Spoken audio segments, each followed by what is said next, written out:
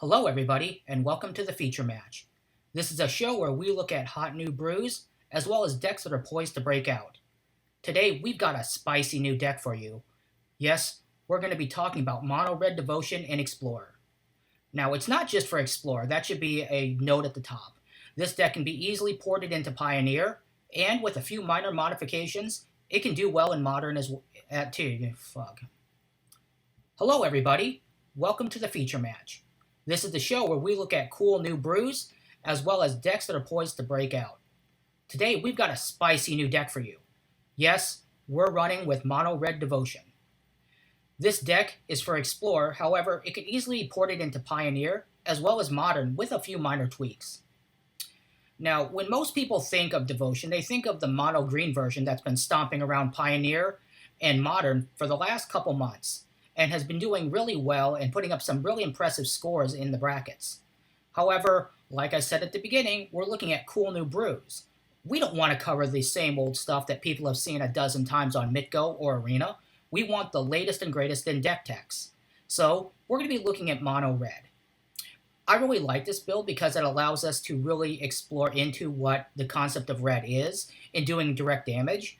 I've given this deck the nickname of Red Dead Redemption, not just because it's a really cool video game, but because it really takes in the attitude of the Wild West, where we shoot now, shoot some more, and once our opponents are dead, then we try to ask the questions. So this deck works by pulling out a bunch of really big creatures, which is really atypical for a lot of red decks. This is actually more akin to a big red style deck than a standard red deck wins. We are very light on the spells on the main board, so we only have a couple of things that aren't creatures. We've got a couple battles, and we've got some removal spells, but we're going to talk about those when we get into the deck tech itself. So let's go ahead and break down the cards. We'll talk about the sideboard, and then we'll move on into some gameplay. So before we start, let's talk a little bit about what Devotion is, because there might be some people that have never interacted with it, and some people that may just be new to the game. So Devotion was a mechanic that came out during the original Theros sets. And what it did was it counted the number of colors of pips that you had on the battlefield and gave you advantages for being really heavy into one color. So it really focused in on monocolored or bicolored decks. So what do we mean by pips? Well, let's take a look at one of my favorite cards, Monastery Swiftspear. We can see that Monastery Swiftspear has 1 red as its casting cost. The casting costs are the pips. So you can see here that this costs 1 red, so it adds 1 red pip to our Devotion. We look at another card like Goblin Chain Whirler, another excellent card. It costs 3 red mana, so it adds 3 red pips to our Devotion. Once you rack up Devotion, when you cast certain cards or certain spells, they will have effects based upon the amount of devotion you have to a certain color. For instance, Aspect of Hydra is a green instant spell that gives your creature a pump based upon the amount of green devotion that you have. You've got cards like Heliod, which, based upon your devotion, are enchantments until you hit a certain level, at which time they become creatures. Our deck is going to be based on the red pips, which means that we're going to be pushing into the 4-drop area and the 5-drop area because we really want multi-costed creatures. So when looking at this, this is going to be a mono build. We do notice that we've got Burning Tree Emissary, which has green in it, but we're never casting it for green. Don't let it fool you. This is a mono red build. So let's go ahead and talk about the deck tech.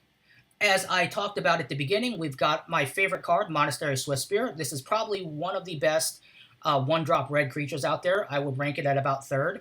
It's got haste, it's got prowess, it's a 1/2 for 1, so it's got excellent stats. It attacks well in the early game, so it gets you some chip damage in. And in the late game, it is a decent jump blocker. Plus, it adds 1 red to the Devotion. Again, we don't have many non-creature spells in our main board. However, in the sideboard, we've got tons. So if you need to, you can side in some extra spells in the sideboarding area, and you could really pump it up with prowess. In the 2-drop slot, we've got a couple of our engines. First, we've got Burning Tree Emissary. Burning Tree Emissary is really cool insofar as it costs 2 red, 2 green, or 1 red and green because it's got hybrid mana cost. However, we're never casting it for green at all. We're casting it for red. So it adds 2 red to our Devotion. It's a 2/2 body, which is just excellent when you look at the adding to our devotion level. And when you see that it's got a triggered ability that when it ETBs or enters the battlefield, it adds a red and a green back to your mana pool. So it basically pays for itself. It allows you that if you've got a pickup play after that, like let's say you've got a Monastery Swift Spear sitting around, you can play that. If you've got other mana sitting out and you want to use that green pip to pay for a colorless cost of one of your other spells, you can. So it goes away after you pass to the next phase, but it's really nice to keep around in the meantime. One of the really cool plays that you can do is to play Burning Tree Emissary into Burning Tree Emissary and potentially into a third. That just is the nutter butter draw. And it really puts some pressure on your opponent because now you've got 6 devotion as well as 6 power on the board that they need to deal with before you untap on your next step. Finally, in the 2-drop, we move to Eidolon of the Great Revels. This card is really just the best. It needs to be in every red deck. It's kind of like Lightning Bolt. You just got to play it. It is 2 red, so 2 to the devotion. It's a 2/2, so it's got a decent early game body, but its triggered ability is what you're playing it for. So whenever a player casts a 3 CMC spell or less, it deals 2 damage to that opponent or that person. So yes, it's going to trigger on you, but notice our deck doesn't have a whole lot of 3 CMC or less spells. So it's okay if we play it out. Yeah, we're going to take some damage over the course of the game, but it's worth it. Knowing that Pioneer, Explorer, and Modern are very low to the ground formats, you're going to be dinging your opponent for a lot on this. And even if they try to remove it, most of the removal is going to cost them 2 life. So it's a real feel bad when someone tries to counter another spell late in the game and that counter spell costs them life. Or by trying to go into more of a goblins or merfolk or elves build, they're just taking they're taking 2 damage at every card. It's just phenomenal. And it stacks, so you get multiple Eidolons out there. They're taking 4 damage for playing their elf. They're taking 4 damage for trying to counter another spell. They're taking 4 damage to try to remove one of these really great shield walls. So it's excellent. This is one card where you don't want to be attacking in with it. You really want to be saving up for later. Next, let's move on to the 3-drops. So we've got a couple cards in 3-drop. Goblin Chain Whirler adds 3 red pips to your devotion, so it is excellent for really hyping the devotion. It is a little harder to cast, knowing that you need 3 red. So just having a Shrine to Nixoth out and a couple land cards won't necessarily do it. You do actually need red mana sources on this. But if your devotion is high enough, we'll talk about how Nixoth works, but if your devotion is high enough, you can cast this off of Nixoth. It's got a 3/3 body with first strike, so it really goes on defense well. It honestly will take out a lot of creatures before they can hit you. And the best part is that when you're attacking on offense, if your opponent's block, it's going to chew through a lot of those really small creatures. But the best part is its enter the battlefield trigger. When it enters the battlefield, it deals 1 to your opponent's entire board as well as your opponent. So it acts like a weed whacker. It just goes through and just cuts everything down. Goblin Chain Whirler is great against token decks. Tokens are allergic to Chain Whirlers. Okay, so the tokens created by Young Pyromancer or created by the Third Path, one of the new cards, this just cuts them all down. It's phenomenal. It's a weed whacker. It is great. Next, we get into the Invasion of Ragotha. I threw this card in. It adds 1 devotion, so it's not huge in terms of what it adds, but it does do 2 things well. 1, it deals 4 to your opponent's dome, so it's a direct burn spell. It's a little bit more reliable than Convoke if you have no creatures, so it does burn them. But its ability to ping an opponent's creature can help knock down a creature that might be causing a threat. If you play this in the second main after you've attacked and there was a block, if they're sitting at 1 toughness on a creature, you can then finish it off. It's a good burn spell overall. It's definitely something you can consider siding out if it doesn't work in your matchup, but I really like it. Like in our red deck wins tech, you're probably not flipping it all that often, but if you do get to flip it, it is a great 4/4 body with prowess. In the 4-drop slot, because this is where a lot of our action creatures are, we've got Torbrand. Torbrand is great. It's 3 red and 1. It is a 2/4 body, so not the greatest on offense. It blocks things pretty well. but its static ability is what you want. So whenever a red source that you control, so Torbrand or Chain Whirler or any of your creatures, or any of your spells, whenever they deal damage to your opponent, it deals that damage plus 2. So a Torbrand is now doing Force, so it's essentially a 4/4. Goblin Chain Whirler is a 5/3. If you're playing, your Stoke the Flames is now dealing 6 damage. So it allows you to get that extra reach, and it allows you to get that extra points of damage in, because that's what red deck wins is all about. You want to finish your opponents quickly. Where red deck really suffers from is decks that want to stall you out. So counterspell decks, as well as really fast aggro decks like mono white flyers or other low to the ground red decks. So you want to be faster than them. We've got the Urabrask. This is a really cool card from March of the Machine. It adds 2 red to your Devotion, because it casts for 2 red and 2. It's got a really cool ability in First Strike, so with a 4/4 body, it's the same as Chain Whirler. It sits back and defends well and goes in for the Alpha Strike. Really, you're not going to be flipping it all that often. So, but because of the way the deck works, there aren't a lot of non-creature spells. But again, in the board, we've got plenty. So if you need to, sub those in. Every time you cast a spell, Urabrask gives you a red mana, so it keeps the pain train going. So Urabrask, especially after sideboarding, can really give you that extra reach if you need it, but it's a perfectly fine creature as it is. Stoke the Flames is probably one of the best red spells that we've got. I love it. When your 1 and 2 drop spells, and sometimes even your 3 drop spells, when you just have bigger creatures in front of you, convoking out a Stoke the Flames to burn out something on your opponent's board or to hit them to the dome. This can be a great finisher. It can be a way to get over the top of other creatures. I love the spell. It's in all of my red decks where it's legal. Next, we've got Leyline of Combustion. The way ley lines work is that if they're in your opening hand after you mulligan or in your opening 7, before anyone plays a card, you can declare that you've got a pre-game action and you can play out a ley line. And the ley line that you play out, you don't have to pay for it. It adds 2 to your Devotion because it's 2 and 2 red, so the red, it counts. And the best part is that it acts as an additional shield wall, just like the Eidolon. So whenever your opponent targets you or a creature that you control with an activated ability or a spell, it deals 2 damage to them, so it shocks them for interacting with you. So it's essentially the best no group hug deck. You want to maintain your distance. It works really well for that. So this is an excellent card. The one thing you want to be wary about is if you draw multiples. Now, if let's say I rip my opening hand of 7 and I've got 2 in hand, I'm really excited because I can play those out. I'm at Devotion 4. That gives me a great opening hand. But notice the way the Shrine to Nixos works is that I have to be able to tap 2, and we'll cover Nixos in just a bit. I have to be able to tap 2.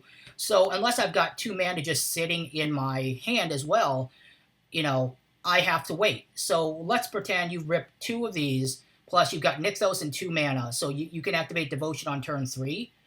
That means that you only got 1 extra card where you're actually gaining some action, and basically you're going to be top decking most of this game. If you've got 3 cards, if you've got 3 of these in hand, you only have 4 cards to work with. So you definitely want to be thinking, okay, is it worth it to have more than 1? If you've got 2 in hand and you've just got the absolute best draw you could, yeah, run with it. I've done that. But you've really got to be sure of what your deck is capable of and what you're against. Generally, I would say to really consider mulliganing. If you've mulled already and you've got 2, I probably would, just because you're already down a card. So, but ley lines, they're great, and honestly, you can play them out once you get Devotion. They're 4, so they really don't cost that much to play out naturally. Chandra, Torch of Defiance, is an amazing card with 2 great plus abilities. Chandra's first is a +2, which allows you to look at the top card of your deck. You can either cast it, so if you just want to play it out because you've got the open mana, go ahead. But Chandra's best ability is that if you don't want to play it, you can then shock your opponent. So it's a repeated shock on a stick.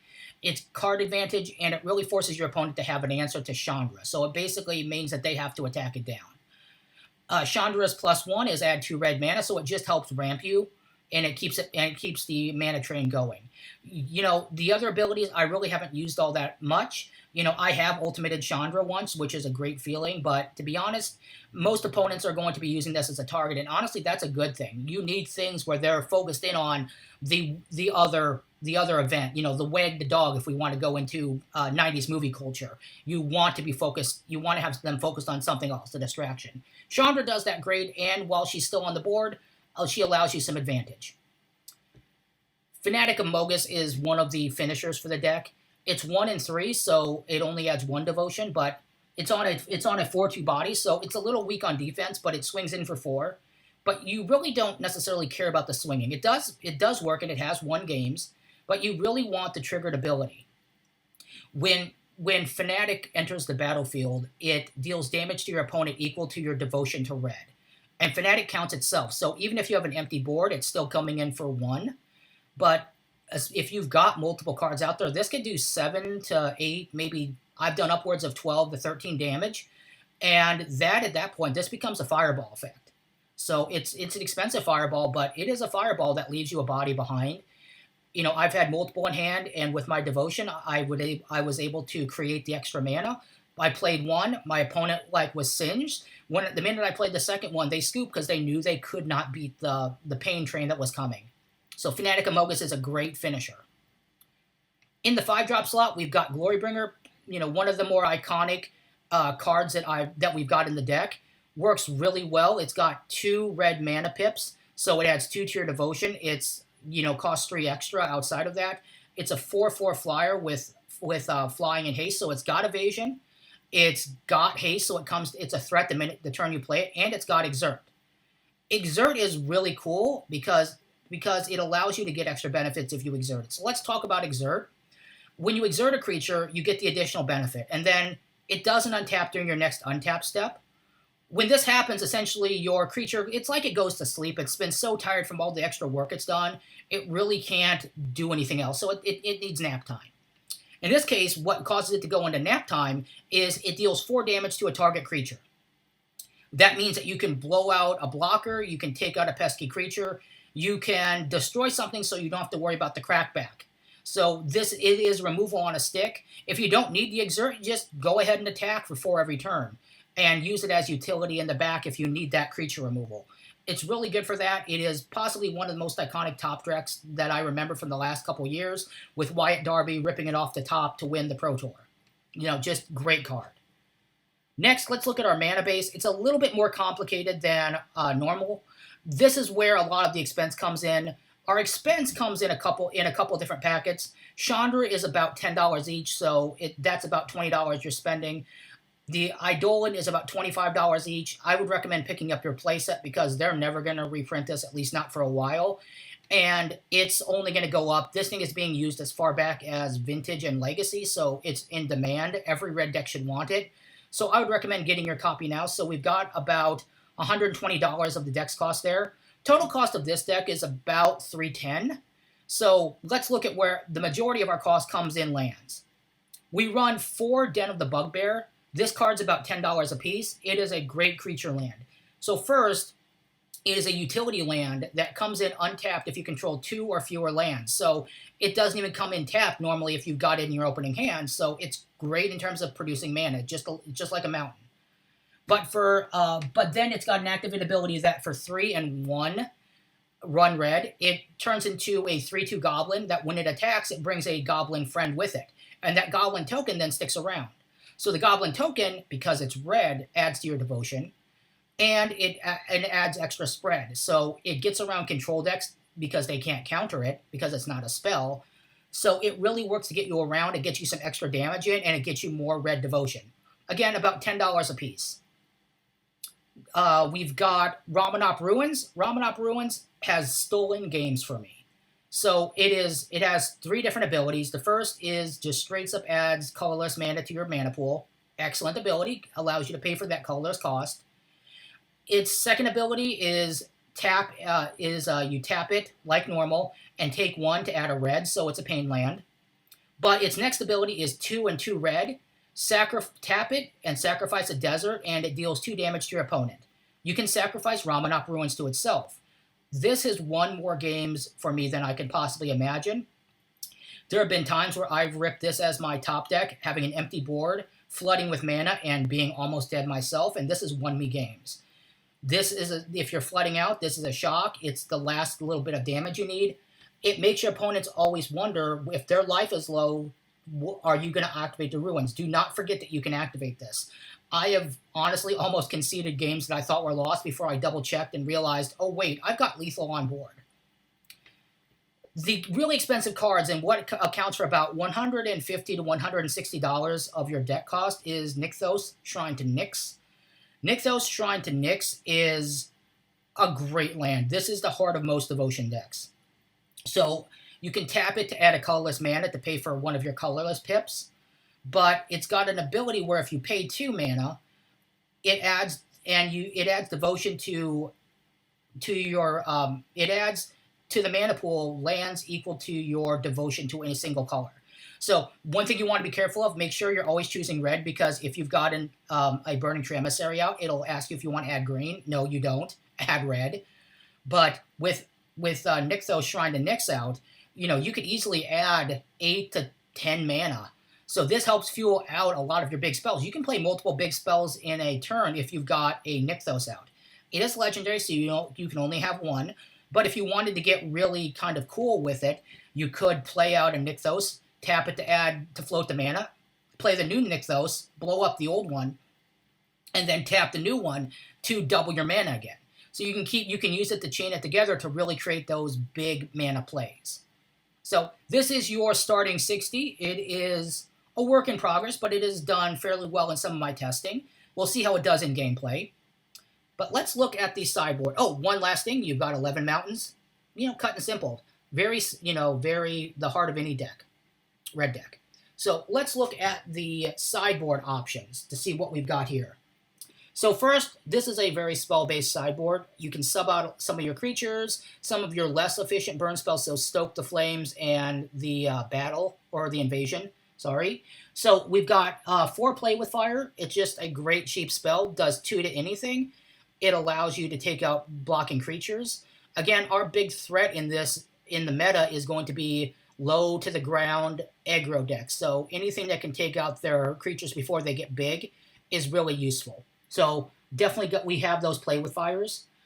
We've got 3 Brotherhood End. Again, it's a board sweeper for our opponents. It also allows us to take out artifacts, so vehicles and pesky little things. This is great if you are playing against a vehicle heavy or an affinity based deck.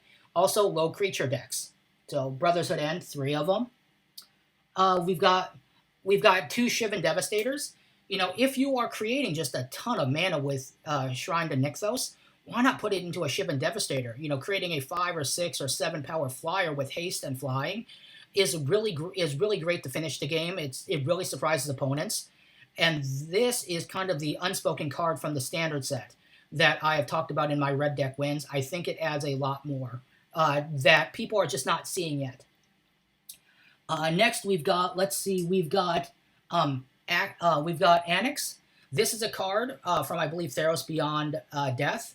This card is really cool. It is a star 3 where the star is based on your devotion to red. So this, if you've got 10 red color pips out, is a 10-3.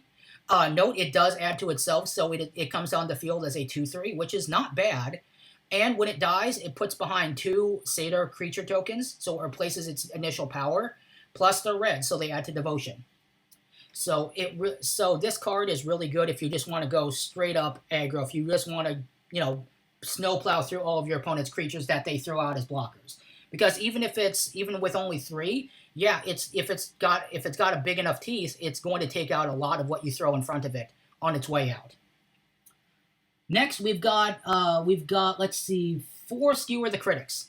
So Skewer the Critic, we're going to be doing a lot of damage, especially with some of the cards that you might be sideboarding in. So it's just another way to go over the top. Usually you're casting it for 1, so it turns into your Lightning Bolt. This is an excellent card to put in if you just want that extra direct damage. If you want to start switching gears from more of a mono red devotion deck to a more red deck wins burn deck, you can throw those in. You could definitely sub out some of these 4-drop creatures with honestly a lot of the cards we have in the sideboard and just kind of quickly change on the fly for your sideboard into game 2 or game 3. This allows you to have some flexibility, and it allows you to surprise your opponent because they would have to attack a red deck wins way differently than like a big red style or a devotion deck. So this is the deck list. Again, it's about $310 if you were buying it in paper. So as a Pioneer deck, it's about where you'd expect it. Most Pioneer decks are running between $200 to $500, so it's kind of in the middle. It's a great deck to play. It's a lot of fun. If you're moving into Modern, there are some minor modifications that we would talk about. We'll talk about those at the end. But when you've got Ragavan pushing the cost of decks up to over $1,500, paying $300 to $350 for a deck that does really well against the meta is not all that bad. So this is the deck tech. This is our starting 60 and our sideboard. Let's go into some gameplay, and then we'll come back and do a debrief and talk about how the deck performed and what modifications I would make going into the future. Let's hop in. Okay, let's go on into our first game. So we are playing Red Dead Redemption, which is my version of Mono Red Devotion. We're going to be playing in a Explorer event, so first to 7 or 3 losses. So taking a look at this hand, well, it's got the Eidolon, so let's go ahead and keep. Waiting for our opponent. I'm just anxious to slam that land. Okay. There we go. It looks like they're on some sort of maybe green ramp or elves. So next turn, I think the best play is to hit the Eidolon right away, just because we want that shield up, especially if they're going to be dropping a bunch of small creatures. We want to be able to punish them for that. So, they've got some red in there. Could be Gruul aggro, which is what I would expect based upon how fast they're just running out creatures. Man, I really wish I would have played first. I needed that shield up. But better late than never. Go ahead, drop the Eidolon. Kind of waiting to see what they're going to do. The minute the Eidolon hits, all of a sudden, they're really hesitant to start playing spells. They're really concerned about CMC right now. So, yep, take 2. Yeah, their board's just going to get big. It's going to keep getting big. Yeah, this is definitely a go wide strategy, which is one thing that our deck does not do well with. We got off to a bit of a slower start than I really maybe would have wanted to, and in retrospect, could have looked at a little faster hand, maybe a mulligan. Yeah, we take 2 off of that, but we're going to dome them for 4 and pick off one of their mana ramp elves. I think that would be the smartest thing. I'm afraid of something big and scary coming down in a couple turns. So, yep, the Mystic had to go. Yeah, we're not attacking into that wall of angry green creatures. So we are going to hold back. Now, this is one where we are almost at a bit of a disadvantage. We love the Eidolon, but it's kind of putting us at a little bit of a burden right now because we've got a lot of two CMC spells that are going to punish us if we start playing those out. We're going to go ahead and slam the Shrine. Kind of evaluate our options. Taking a look.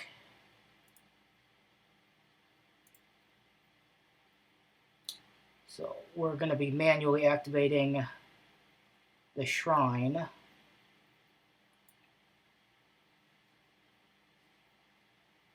And playing out Torbrand, because Torbrand, having that 4 toughness, is going to block a lot of those creatures that are going to be slamming in. So that does give us a little bit of a ground presence. I mean, they're going wide, but they're also taking a bunch of damage from the Eidolon. So, as we would love to see some more higher mana spells, which is something that you don't normally hear people saying in competitive Magic. Normally, you want a low curve, but we're kind of starting to see, what can our deck kind of muster. We've got another invasion, so that invasion does keep going to the top. Yep, we're going to play that out. Use that to go ahead and we didn't even have to pick. They conceded. I get, with a go wide strategy, I just would have started attacking in, but Nice win game 1. Now we're going to go into game 2.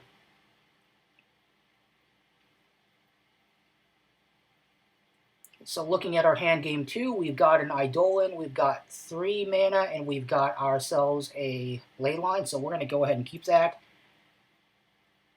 Wait for our opponent so we can declare a turn 1 or turn 0. We go ahead and do that. So let's go ahead. Start evaluating our choices for turn 2, although I think it's rather obvious what our turn 2 has to be. We're going to go with our good friend, the Eidolon. Again, it's just an amazing red card. I mean, it punishes control decks. It punishes low to the ground decks. It's all that, and then we go ahead and we draw a second. I mean, yeah, we're going to take another 2 off of this, but now every spell that they cast is going to be the equivalent of a Stoke to Flame straight to them. I mean, that's just backbreaking. Yep, and they take 4. So, I mean, there's nothing in front of us, so we're going to go ahead and ding them for another 2. You know, that's our ability. Didn't feel too threatened there. 3 mana, so anything they play is gonna trigger the Eidolons. Except for a board wipe. Rats. Oh well. We have stuff in hand to rebuild. That was a sad thing to have happen, though. So we're gonna start trying to build up our devotion again.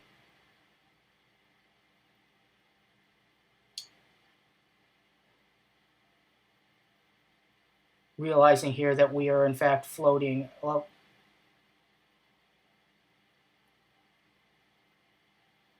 yep, the auto tapper. So we did more 1 to them. So now we've got the Chain Whirler on the field. So Chain Whirler has that first strike and 3. So it is a great lawnmower to put in front of our opponents. We're gonna go play the big Chandra. This card was a beast when it was in standard, and it shows why. I am tempted as a kind of a meme deck to make an all Chandra deck at some point. Well, they kill off our Chain Whirler, but yeah, it doesn't matter. We're just gonna be going off, and then I realize, yep, we can't cast that. So, you know, with that, I'll tell you this: Arena's menus could be a little bit more intuitive on what you have to click, but eventually we'll get there and figure out the right option.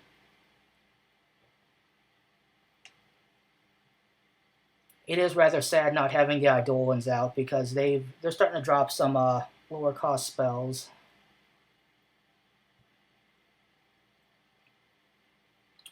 Just kind of dropping stuff to build out our board. We do have a Swift Spear in hand. We've been holding it back.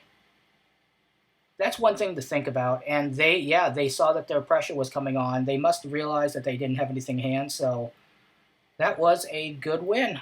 So let's go ahead into our third game. Game number 3 is starting. Good luck to our opponents. So this hand, we've got 2 Eidolons and a Leyline. So it's a keep. You know, this is one where we got the double shields. Actually, we got triple shields. So we're going to play that out. So any spell that's coming that they want to have come to us is going to cost them 4 plus 2 more, so 6. So yeah, they're gonna have to really determine, you know, do you want to mess with the porcupine? And a third Eidolon. Oh man, I mean, we'll be taking a lot if we play that. We're gonna take 2 if we play out the second one, and 4 if we play out the third. But at that moment, you got to have an answer because you're just going to be taking it like you're being drug across some cement. Like that is not going to be fun.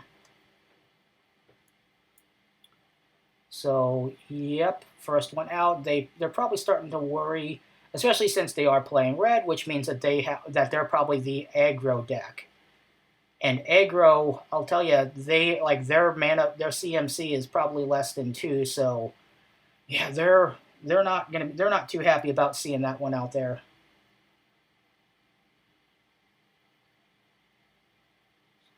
So let's go ahead and, yep, they're thinking. We have forced them into the spot where they now have to think about their options. Swift Spear is a good card, but they're paying the tax. Yep, come on in. See, they're holding up mana, so I knew that I could not chump block. That was going to be very dangerous, and yeah, they took 4 there from the ley line and from the Eidolon, so they probably think they're in the free and clear, but joke's on them. Look who happens to have a second one. The deck has resiliency, I will tell you that. I gotta say, they got off to a decently fast start. I love red deck wins. I love burn decks. I love, red devotion decks. Red is kind of the color I like playing, secondary to blue or black. It's a good primary color to lead into. So this is one where, they've got a good build here based upon what they've got as an early start. They had a good set of build. So, they're once again wondering how much pain do they want to get in. I mean, they're also probably thinking, how badly do I want to attack? I'm going to let you in on a secret. I'm not going to block. Like, simply not. Oh, yep, they played the Bone Crusher for retail, which, sure, I guess that. I would have made, if you're going to get shocked either way, I would have stomped on the Eidolon just to get it out of the way. I think that was a misplay on their part. I'm now trying to figure out what to do with this here Stoke. No, I think I want to save it. See, when you're playing against red deck, like, the smallest mistake can lead to consequences. So we're going to play out the Torbrand. So now we've got a body that can block, and they've got to be worried about any burn spell we do is going to start triggering Torbrand. So it's a dangerous game they're going to be playing. They got to be wondering, what burn are we holding in hand? So they're deep in the tank right now. Red deck normally just would attack with, without thinking. This is the Maverick from Top Gun. Think, don't do. I mean, other way around. Sorry, do, don't think. But now they've got to really think about it, because if they attack in, they probably know I'm going to let it through, and then they're going to be punished on the crackback. So this is a moment where they've got to go into the tank. I'm just, that's the Stoke the Flames is looking really tempting, but I also know they keep playing out spells. They're at some point, they're going to get really low on life. Like, could this be a finisher for me? Do I need this as a finisher? So I'm starting to figure out how I'm going to block. Throw Torbrand in front of the Giant. I'll trade that, yeah. I will trade that. And they're going to, yeah, another one straight out. Again, they did, if you're going to take 2 off the Eidolon, you stomp the Eidolon. That would be the correct play. We're going to play out the Chain Whirler. Yeah, we're going to be taking 2 off of the Eidolon, but it gets rid of the Phoenix Chick. So now they don't have evasion. Now they've got to come across the board. The Chain Whirler has first strike, so that Giant is pretty useless. It's not good. I'm going to kill it on first strike. So, they don't have a good attack in there. I mean, if they want to come in with Monastery Swift Spear, that's fine, because any burn spells they're going to throw to kind of pump it up is also going to cost them damage. So they really don't have any good options on this one. This is one where it's starting to look more and more like they can't win. They've got to play something bigger right now. This would have been better if they just simply would have gotten rid of the Eidolon way earlier in the game. But they did not, and it's starting to hurt them. So now the board is almost clear. They've just got a Swift Spear. What have they got? I mean, I'm hoping they've got a burn spell. Are they? Yeah, see, now they go ahead and stomp it, but that is 100% excellent, because now that puts them into that. Yeah, they just keep playing into this. Now, yeah, I think, yes, Stoke the Flames is 100% lethal right now. I mean, you got baited into this almost. I mean, it's red deck life. You want, it's impulse.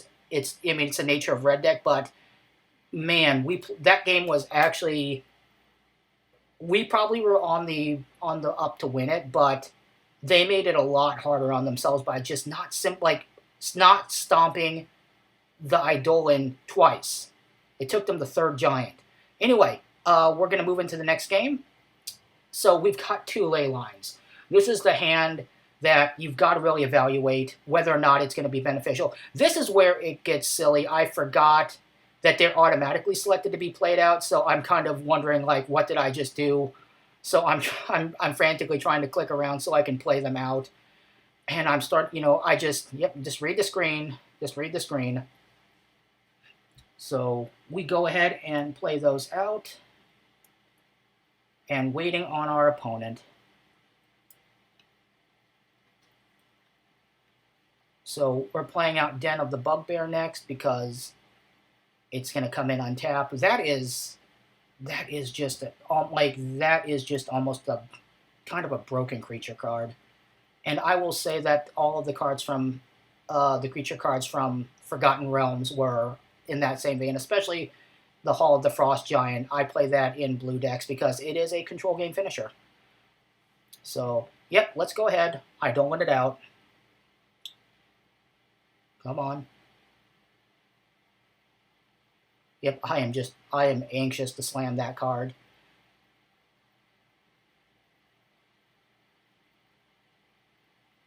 That is such a good card to play out early.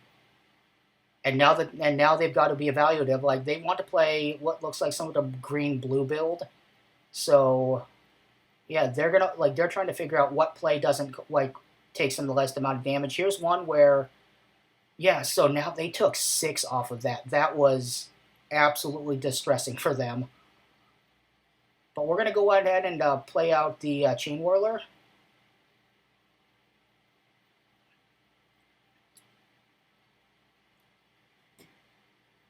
And we're going to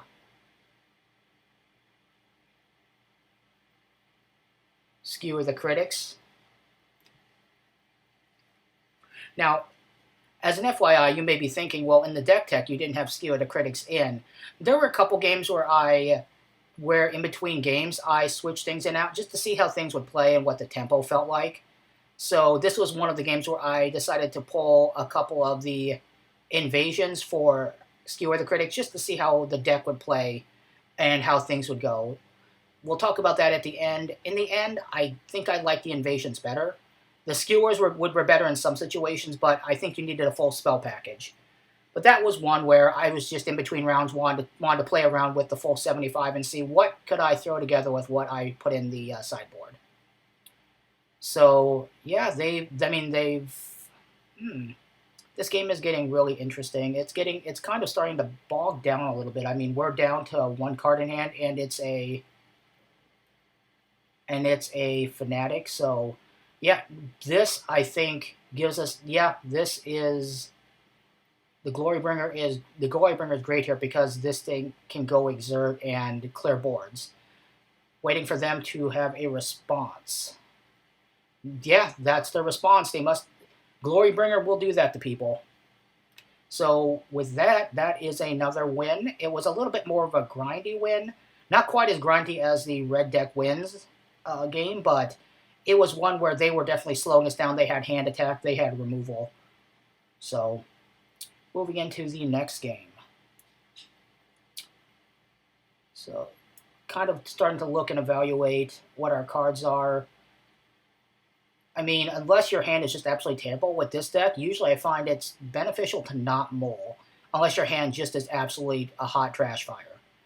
Because this deck can be resilient and it can bounce back from a lot of things. So we got some nice plays, some early game, but yep, we're gonna go with the Burning Tree, which gives us the Red Bandit to also cast a Swift Spear.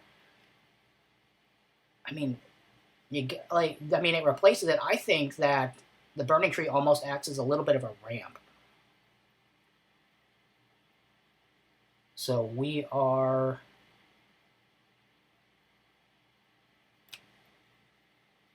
Yep, just turn. I think we would be smart to play out the Eidolon.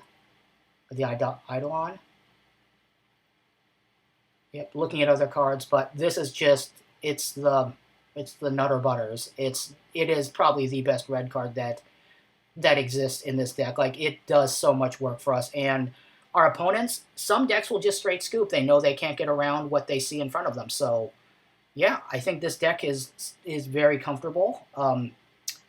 I did after the game with the skewer, I did pull those out and put the invasions back in because again, I think that just doing 4 is a lot better. This hand is interesting. I mean, we're essentially down to we've got 2 and 2. So this hand could go either way. I mean, this is a personal preference. I chose to keep it just because I like those two. I like having the 2 ley lines. Again, I take risks. That's why this is the Gambler MTG. We would not be there if we weren't ready to take our chances. So with 2 ley lines out, we are going to go ahead and and keep the pain train going. Now, it would have been very nice to draw a red source because we are struggling to get anything on the board. Outside of what we played, oh man, we are in very big trouble. We can't even turn on Nykthos right now. We need red land. We need a mountain. We need a den. We need a Ramanop Ruins. We need something. Yeah, in hindsight, this was a slow start. The deck is pretty good about giving lands, but sometimes the deck just doesn't materialize. Yep, we finally got it out, but they've gotten off to a pretty good start. They haven't had any spells come at us. This was not the greatest and fastest start that we could possibly go with. So yeah, that is. I mean, if this were the World Series of Poker, I think it's starting to lean 70-30 to them. We got to make some breakouts in order to start getting the advantage.